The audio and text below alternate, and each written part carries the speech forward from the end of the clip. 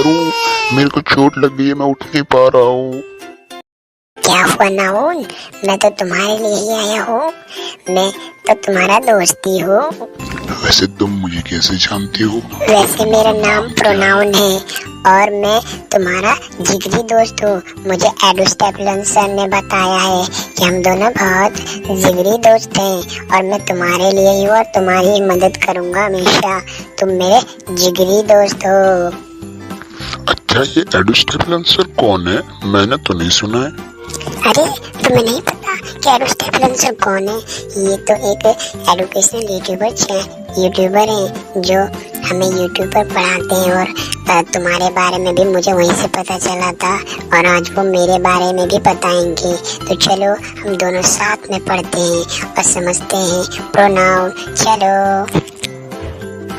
जी हाँ दोस्तों, जैसा कि आपने इंग्लिश स्पोकन सीरीज़ की फर्स्ट एंड सेकंड सीरीज़ में नाउन की सीरीज़ पढ़ी, जिसमें आपने बेसिक और एडवांस लेवल को समझा और पढ़ा एंड आई होप आपको बिल्कुल समझ में आ गया होगा। अगर आपने फर्स्ट एंड सेकंड सीरीज़ अभी तक नहीं देखी है तो डिस्क्रिप्शन में लिंक गिवन है, आप उसे देख सकते हैं। सो आज हम प्रोनाउन के बारे में पढ़ेंगे। वीडियो शुरू करने से पहले आपके मन में कुछ सवाल आए होंगे। What is pronoun? प्रोनाउन है क्या? प्रोनाउन होता क्या है और इसका यूज़ क्या होता है और ये क्यों ज़रूरत है हमारे लिए और इसकी क्या इस्तेमाल होता है?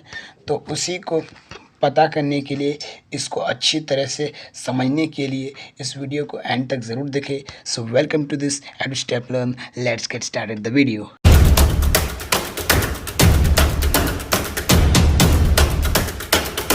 Pronoun. So what is pronoun? Pronoun क्या है? प्रोनाउन का मतलब क्या है?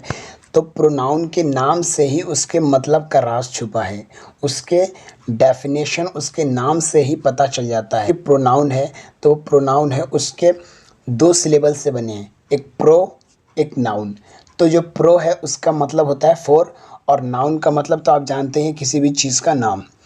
तो प्रो नाउन, जो नाउन के बदले में यूज़ किया जाता है उसी को प्रोनाउन कहते हैं। तो इसी का जो हम डेफिनेशन हमने रट रखा है वही तो ये कह रहा है, a pronoun is a word used instead of a noun. तो जो यहीं पे हेडिंग पे ही बोल दिया है, प्रोनाउन में ही नाम से ही हम पहले ही बोल दिया है, तो उसे हम रटने की क्या ज़रूरत है? तो इसको रटना नहीं है, इसको समझना है। कॉन्सेप्ट तो यही है कि कॉन्सेप्ट क्लियर करो, सब कुछ क्लियर हो जाएगा। अब क्वेश्चन इस पे पुटअप होता है कि प्रोनाउन यूज़ क्यों होता है, इसकी इतनी ज़रूरतें क्या है? तो इसी ज़रूरतों को समझने के लिए आइए कुछ समझते हैं और देखते हैं कि इसके अगर प्रोनाउन ना हो तो दुनिया कैसी होगी। हाय रोहन। हाय रोहित। और बताओ, सब ठीक है? हाँ रोहन तो ठीक ही है। अरे रोहन, तो तुम ही हो। अच्छा, वैसे रोहित कहाँ गया था कल? कल मेरी थोड़ी तबीयत खराब थी, इसलिए मैं नहीं आया था तुम्हारे पास। रोहित को अब ठीक लग रहा है बिल्कुल? अरे रोहित तो मैं ही हूँ, मैं अब ठीक हूँ। रोहित अभी कहाँ जा रहा है? अरे यार, मेरा ही नाम तो रोहित है, कितनी बार बताऊं? वैसे मैं किसी काम से जा रहा हूँ कहीं। रोहित को क्या काम है? अरे यार, तुझे समझ में नहीं आता है, बार बार बोल रहा हूँ कि मेरा नाम ही रोहित है, मैं ही रोहित हूँ, बार बार पूछे जा रहा है मैं रोहित रोहित रोहित। अच्छा, रोहित को गुस्सा आ रहा है। अरे यार, किस आदमी से पाला पड़ा है यार, समझता नहीं बात को। रोहित क्यों नहीं समझा पा रहा है रोहन? अरे यार, ये मुझे पागल कर देगा यार, मुझे ये पागल कर देगा। रोहित ऐसी बात क्यों कर रहा है?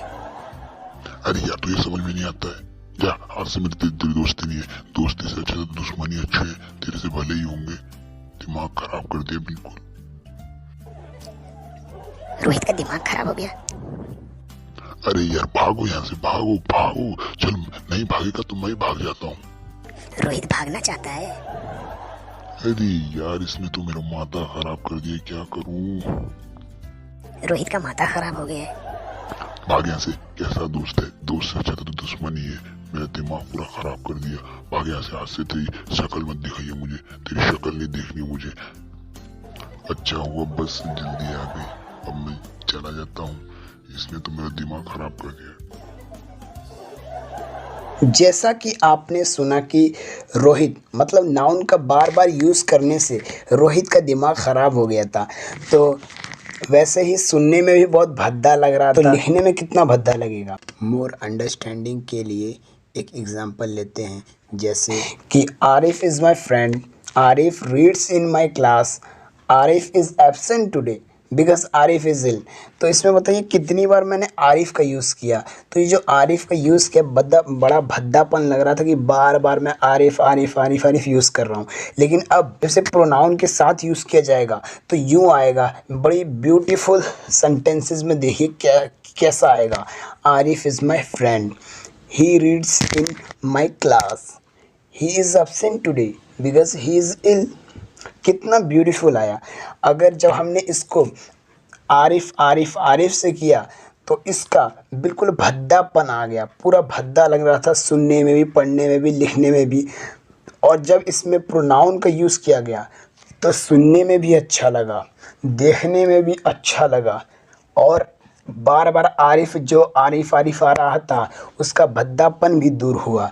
तो इससे हमें ये मालूम पड़ गया कि प्रोनाउन का क्या यूज़ है हमारी लाइफ में। सबसे ज़्यादा यूज़ होता है नाउन, तो उससे बाद में यूज़ होता है प्रोनाउन। अगर फर्स्ट नाउन है तो सेकंड प्रोनाउन है। अब वैसे ही प्रोनाउन प्रोनाउन के कुछ काइंड्स टाइप्स भी हैं, उनसे इनको रखने की कोई ज़रूरत नहीं, आपको बिल्कुल समझना है ओनली। तो देखिए प्रोनाउन का सबसे पहला जो काइंड होता है, जो पहला टाइप होता है, वो होता है पर्सनल प्रोनाउन। इसके नाम से ही हमें समझ में आ रहा है पर्सनल, जो खुद ही अर्थ बता रहा है कि पर्सनल जो पर्सन से रिलेट करता है। तो इसमें जो पर्सन से रिलेट करता है तो इसमें 3 टाइप्स होते हैं। एक होता है first person, second person and third person. जो फर्स्ट पर्सन होता है वो कौन होता है, जैसे कि मैं और आप, हम दोनों में बातें हो रही हैं, तो मैं बात कर रहा हूँ तो मैं फर्स्ट पर्सन हुआ, मतलब आई, वी। और आप मुझसे बात कर रहे हैं तो क्या हुआ, आप हुए सेकंड पर्सन, मतलब यू। अब वैसे ही हम दोनों किसी दूसरे के बारे में बात कर रहे हैं तो वो क्या हुआ, वो हुआ ही, शी, इट, दे। मतलब मैं उनके बारे में बात कर रहा हूँ, किसी दूसरे के बारे में बात कर रहा हूँ, तो वो हुए थर्ड पर्सन।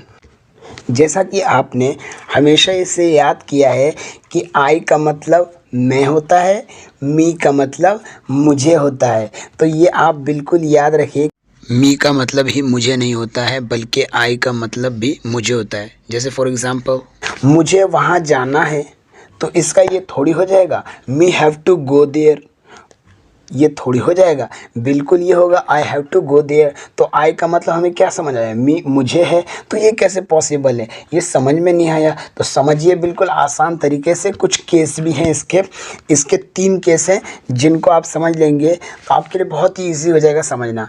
तो सबसे पहला केस है सब्जेक्टिव या नॉमिनेटिव केस, मतलब जो काम करता है, जो काम करता है मतलब जो सब्जेक्ट है उसके लिए, जो सब्जेक्ट के रूप में यूज़ होता है।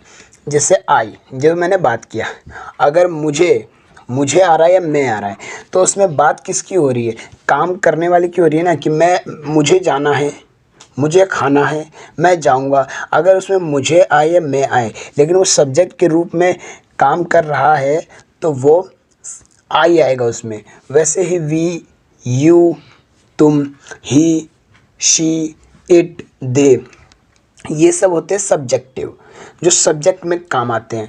और फिर केस आता है ऑब्जेक्टिव, जो मैं बताता हूँ मी। तो मुझे, इसमें भी मुझे होता है लेकिन इसका अलग ही फंडा है। मतलब इसमें जब भी ऑब्जेक्ट के रूप में इसको यूज़ किया जाएगा, जब भी इस पे जब कर्ता जो है आई हुआ तो आई है, अगर ऑब्जेक्टिव में मुझे आया तो मी आएगा। वैसे ही अगर सब्जेक्ट में वी आएगा तो ऑब्जेक्ट में अस आएगा। वैसे ही यू तो you, he, him, she, her, it, they, them. तो इन दोनों का बिल्कुल समझ में आ गया कि सब्जेक्टिव और ऑब्जेक्टिव में क्या अंतर है, क्या डिफरेंस है, समझ में आ गया। अब बात आती है पोजेसिव केस। तो पोजेसिव केस क्या होता है? तो पोजेसिव का नाम का मतलब यही है अधिकार, मतलब जिस चीज़ में अधिकार हो। तो पोजेसिव, जैसे कि माय, माइन। तो माय क्या है? मेरा, जिसमें बताया गया हो कि मेरा अधिकार है। मेरा पेन, किसका पेन? मेरा पेन, तो उसमें अधिकार बताया गया। वैसे मेरा पेन, हमारा, तुम्हारा, उसका, उनका, तो ये क्या है? My, mine, our, ours, your, his, her, hers, its, theirs. तो सब्जेक्टिव आपने समझ लिया कि कोई भी जो काम करता है, जब वो काम करता है तो वो सब्जेक्टिव होता है, चाहे उसमें मुझे आए, मैं आए। अगर वो सब्जेक्ट के तौर पे काम कर रहा है तो सब्जेक्टिव होगा, और अगर वो ऑब्जेक्टिव में काम करेगा तो ऑब्जेक्टिव होगा। और पॉजेसिव होगा जिसमें अधिकार होता है। तो लेकिन इसमें एक बात आती है कि इट कौन सा पर्सन है? इट तो नॉन लिविंग्स के लिए यूज़ होता है, इट तो बेजानदार चीज़ों के लिए होता है। लेकिन नहीं, कि जैसे कि मैंने आपको नाउन की वीडियो में, एडवांस नाउन में पढ़ा दिया था कि न्यूट्रल जेंडर, तो ये आप समझ लीजिए कि जो इट है वो यूज़ होता है न्यूट्रल जेंडर के साथ। तो न्यूट्रल जेंडर में हमने क्या क्या पढ़ा था कि स्मॉल बेबीज़ के साथ इट का यूज़ होगा, और स्मॉल क्रिएचर्स के साथ इट का यूज़ होगा, और जितने भी स्मॉल इंसेक्ट्स हैं उनके साथ होगा, जितने भी माइक्रो ऑर्गेनिजम्स हैं उनके साथ इट का यूज़ होगा, और एनिमल्स के साथ इट का यूज़ होगा। तो इन्हीं सब की चीज़ों के साथ इट का यूज़ होगा। तो ये सब जानदार चीज़ें हैं जो यूज़ होती है। तो नॉन लिविंग के लिए भी इट का यूज़ होता है, और इन न्यूट्रल जेंडर का भी होता है। अब बात आती है इंटेरोगेटिव प्रोनाउन की। तो इंटेरोगेटिव प्रोनाउन क्या होता है? तो इंटेरोगेटिव प्रोनाउन वो होता है जिसमें सवाल पूछा जाता है, जैसे कि who, whom, whose, which, what, when, where, etc. तो इसमें जो सवाल है, जैसे कि who are you, तुम कौन हो, तो इसमें who नहीं आता तो नाउन आता। अगर who नहीं आता तो नाउन आता। who are you, तुम कौन हो, तो आई एम बॉय, तो मैं सीधा बोलता मैं बॉय हूँ। तो इसमें जो हु आर यू है, तो हु नहीं होता तो नाउन होता। वैसे ही वेयर आर यू, कहाँ हो तुम, तो इसमें वेयर नहीं होता तो नाउन ज़रूर होता। तो ये जो है ये इंटेरोगेटिव प्रोनाउन है जो यूज़ किए जाते हैं। अब कुछ ऐसे भी होते हैं जिनको पॉइंट किया जाता है, जैसे कि उनको डिमॉन्स्ट्रेटिव प्रोनाउन कहा जाता है, जिनको पॉइंट करके बताया जाता है, जिनको सीधा पॉइंट करके बताया जाता है कि ये, वो, तुम्हें ये लेना है, वो लेना है। तो जो भी हम पॉइंट करके बताते हैं, जैसे कि दिस, दैट, दिस, दोस, तो वो चीज़ें डिमॉन्स्ट्रेटिव प्रोनाउन में आती है। जैसे दिस इज़ अ बॉय, ये एक लड़का है, तो ये दिस है तो ये डिमॉन्स्ट्रेटिव है, और दैट इज़ अ बुक, तो वो बुक है, तो ये जो दैट है ये भी डिमॉन्स्ट्रेटिव है। तो जो दिस है, वो दिस जो है वो यूज़ किया जाता है अपने एट हैंड, मतलब नज़दीक के लिए पॉइंट करने के लिए, नज़दीक में पॉइंट करने के लिए दिस का यूज़ होता है, और दिस का यूज़ होता है प्लूरल में एट हैंड के लिए, और दैट का यूज़ होता है अपने से फार डिस्टेंस के लिए, पॉइंट आउट करने के लिए फार डिस्टेंस में, और दोस्त को प्लूरल में।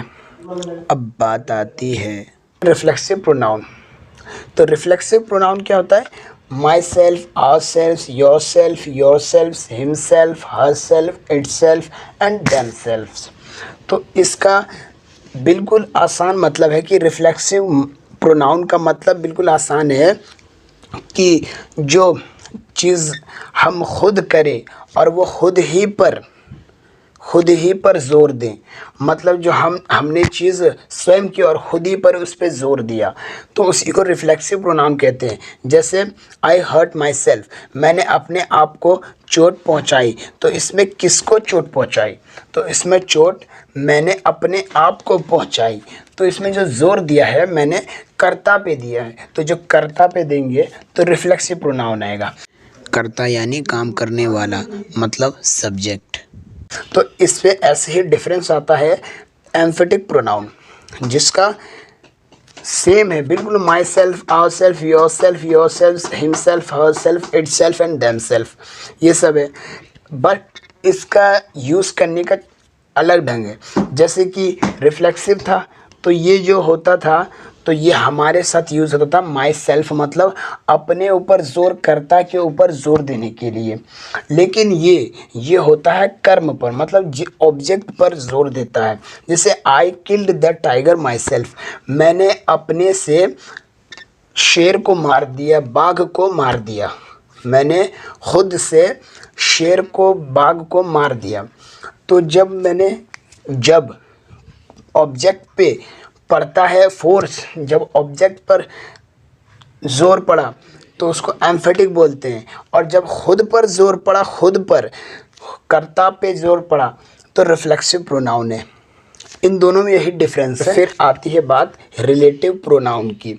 तो रिलेटिव प्रोनाउन क्या होता है? रिलेटिव प्रोनाउन वो प्रोनाउन है जो यूज़ होता है रिलेट करने के लिए। इसके नाम से ही पता चलता है रिलेटिव। रिलेटिव मतलब रिश्ते, तो रिश्ता मतलब रिलेट मतलब बनता है, रिलेट होता है, उसी को रिलेटिव प्रोनाउन कहते हैं। तो रिलेटिव प्रोनाउन में क्या क्या आते हैं? Who, whom, whose, which, what and that, ये सब आते हैं। तो इसको हम एक एग्जांपल से समझते हैं कि ये कैसे यूज़ होता है। तो इसको हम समझ सकते हैं कि एग्जांपल लेके, दिस इज़ द बुक, एक सेंटेंस है, the book was given to me, दूसरा सेंटेंस है। अब इन दोनों सेंटेंस को रिलेट किया जाएगा रिलेटिव प्रोनाउन के द्वारा, तो ये इस तरह बन जाएगा, this is the book that was given to me. बिल्कुल ऐसे ही रिलेटिव प्रोनाउन बनता है। तो इसी को दो सेंटेंस को एक साथ जोड़ देने वाले प्रोनाउन को ही रिलेटिव प्रोनाउन कहते हैं। जैसे कि आपने दैट का ये यूज़ हमेशा याद रखना, जब वो दैट यूज़ होगा पॉइंट आउट के लिए तो वो होगा डिमॉन्स्ट्रेटिव, अगर वो रिलेट करने के लिए होगा तो वो रिलेटिव प्रोनाउन होगा। अब ऐसी भी बात आती है कि कहीं कोई चीज़ है, जैसे कि कोई खो गया, कोई कुछ ऐसी चीज़ जो हमें पर्टिकुलर पता नहीं होती है, एग्जैक्ट पता नहीं होता है, लेकिन हम उसको कैसे बोलेंगे, तो उसको बोलने के लिए प्रोनाउन का इंडेफिनिट प्रोनाउन है, जिसमें हम somebody, anybody, some, all, none, many, one, none, nothing, any, no one, several, something, someone, anything etcetera बोल सकते हैं। जिसमें हमें, जैसे कि somebody has stolen my pen, किसी ने मेरी पेन चोरी कर ली। किसने कर ली तो हमें ये मालूम तो नहीं था, लेकिन हमने कहा कि किसी ने चोरी कर ली है। तो ये जो किसी ने चोरी कर ली है तो ये आया है नाउन के बदले में। अगर समबडी नहीं आता तो नाउन आता, तो इसी के, लेकिन हमें मालूम नहीं है कि किसने चोरी की है, तो इसके लिए हमने यूज़ किया समबडी। प्रोनाउन को और अच्छे से समझने के लिए और प्रोनाउन के काइंड्स और टाइप्स को और अच्छे से समझने के लिए चलिए हम थोड़े कुछ एग्जांपल्स लेते हैं ताकि हमको और अच्छे से समझ में आए। दिस इज़ हिज पेन, तो इसमें क्या क्या चीज़ों का यूज़ किया गया है, कौन कौन सी चीज़ों का, तो आप देख सकते हैं दिस इज़ हिज पेन। तो दिस किस लिए यूज़ किया गया है? पॉइंट आउट के लिए। तो पॉइंट आउट के लिए यूज़ किया गया, तो हमने क्या बताया था, जब भी पॉइंट आउट के लिए यूज़ किया जाता है तो उसके लिए डिमॉन्स्ट्रेटिव यूज़ होता है। तो ये दिस क्या है? डिमॉन्स्ट्रेटिव प्रोनाउन है। और फिर हिज, इसमें फिर हिज आ रहा है, तो हिज जो है तो वो हिज यूज़ किस लिए हो रहा है? तो ये बताओ, ये जो हिज है ये यूज़ हो रहा है पोजेसिव में। ये पोजेसिव है, जो मैंने आपको केस बताया था जिसमें अधिकार का बता रहा है his pen, this his pen, ये उसकी पेन है। तो किसकी? उसकी, तो अधिकार बताया। तो ये second example, I my self did that, इसका मतलब मैंने खुद से वो किया। तो जो दैट है इसमें ये मत समझना कि ये रिलेट वाला है, ये वही है जो आप सोच रहे हैं, ये वही है, ये डिमॉन्स्ट्रेटिव प्रोनाउन है। और आई जो है ये तो आपको मालूम ही है, पर्सनल प्रोनाउन है। और जो माई सेल्फ है ये यूज़ हो रहा है किसका? एम्फेटिक प्रोनाउन का, क्योंकि ये जोर दिया गया है दूसरे पर, खुद पे नहीं दिया है, दूसरे पे दिया है। नेक्स्ट एग्जांपल लेते हैं, शी वॉश्ड हर सेल्फ, उसने खुद से धोए। तो इसमें जो शी है ये तो हमें मालूम है कि पर्सनल प्रोनाउन है।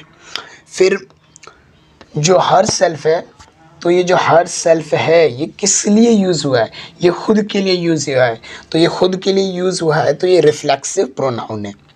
उसने खुद के वो वॉश किया खुद से ना, तो खुद से वॉश किया तो किसके ऊपर प्रभाव पड़ा? खुद पर। तो खुद पर जब प्रभाव पड़ता है तो क्या आता है? Reflexive pronoun. Take a next example, this is your book. तो दिस क्या है? हमने पहले ही बता दिया कि जो भी पॉइंट आउट किया जाए वो डिमॉन्स्ट्रेटिव प्रोनाउन है। और जो भी एट हैंड मतलब नज़दीक के लिए, दिस इज़ योर बुक, तो ये आपकी बुक है। तो दिस क्या है? डिमॉन्स्ट्रेटिव है, डिमॉन्स्ट्रेटिव प्रोनाउन। और योर, तो योर क्या है? तो योर आपको मैं बता चुका हूँ कि योर बुक, तुम्हारी बुक। तो तुम्हारी बुक क्या चीज़ में इसमें बता रहा है? अधिकार बता रहा है। तो अधिकार से हमें क्या याद आया?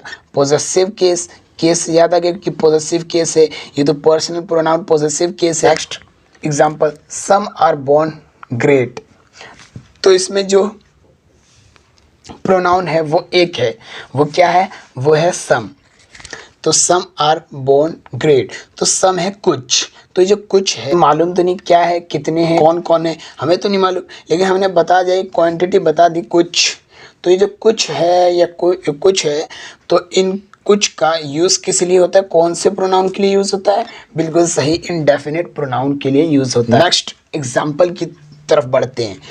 Some persons are born great. Some persons are born great. तो बताइए इसमें प्रोनाउन क्या होगा? तो इसमें प्रोनाउन क्या होगा? आप बिल्कुल सही सोच रहे, आप सीधा बोलेंगे, चीख के बोलना चाहेंगे, लेकिन आपकी आवाज़ मेरे पास नहीं आएगी, लेकिन मैं समझ सकता हूँ आप क्या बोलना चाहेंगे। आप बोलना चाहेंगे सम इज़ लॉक किया जाए कि सम ही प्रोनाउन है और वो भी इनडेफिनेट प्रोनाउन है। तो आप ये बिल्कुल गलत कह रहे हैं, इसमें प्रोनाउन है ही नहीं, इसमें एक भी प्रोनाउन का यूज़ किया ही नहीं गया। और जो आप कह रहे हैं सम, तो सम के आगे आप देख लीजिए कि एक नाउन है।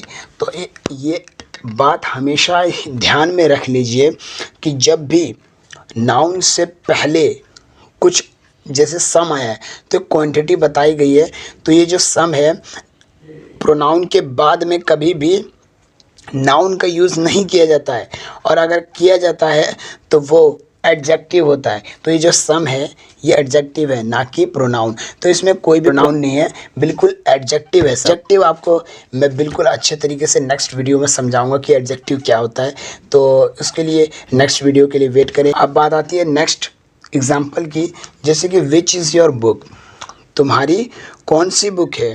ये तुम्हारी कौन सी बुक है? तो विच क्या है? ये इंटेरोगेटिव प्रोनाउन है। और वैसे ही फिर ये योर क्या है? ये पॉजेसिव केस है, मतलब ये पर्सनल प्रोनाउन पॉजेसिव केस का है ये। जैसे कि योर बुक, तो मैंने आपको पहले ही बता चुका हूँ कि जिसके लिए आधार के लिए किया जाता है, मतलब अधिकार के लिए, ये मेरे उसी का है। तो मतलब पॉजेसिव मतलब आप समझ ही लीजिएगा अधिकार। योर बुक मतलब तुम्हारा बुक, तो पॉजेसिव ही है ये।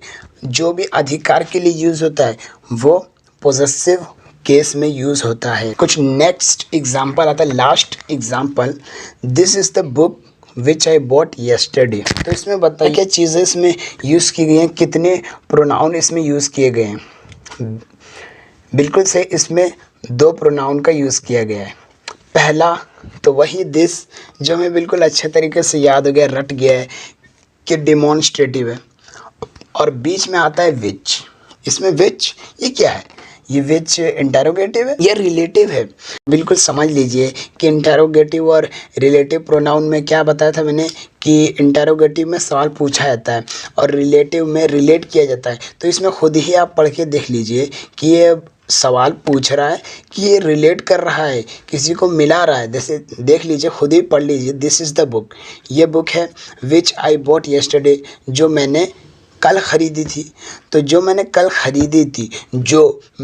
ख़रीदी थी, तो ये जो दिस इज़ द बुक, फिर डॉट लग सकते हैं, 1-2 सेंटेंस बन सकते हैं, और इसको मिलाया गया है तो ये रिलेट किया गया है। तो रिलेट जो किया गया है तो क्या है? ये जो विच है ये रिलेटिव प्रोनाउन है।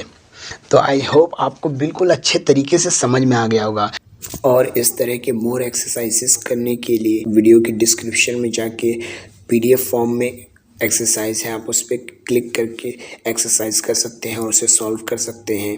और आपके लिए मैंने प्रोनाउन की और लिस्ट बनाई है, जिसको मैंने PDF फॉर्म में बनाया है और वीडियो के डिस्क्रिप्शन में लिंक गिवन है, तो आप उनको देख के और उसको पढ़ सकते हैं और समझ सकते हैं। अगर आपको ये वीडियो अच्छी लगी हो तो लाइक एंड शेयर करें और अपने फ्रेंड सर्कल्स में भी इस वीडियो को शेयर करें ताकि वो भी इस वीडियो का बेनिफिट उठा सके। और कोई भी क्वेरी हो तो कमेंट बॉक्स में कमेंट करें और अगर इस चैनल पर न्यू हैं तो इस चैनल को सब्सक्राइब ज़रूर करें और बेल आइकन पर क्लिक करना बिल्कुल ना भूलें। और जो भी हो सके मैं अगली वीडियो जल्द से जल्द लाऊंगा। सो नेक्स्ट वीडियो के लिए गेट टू बी रेडी।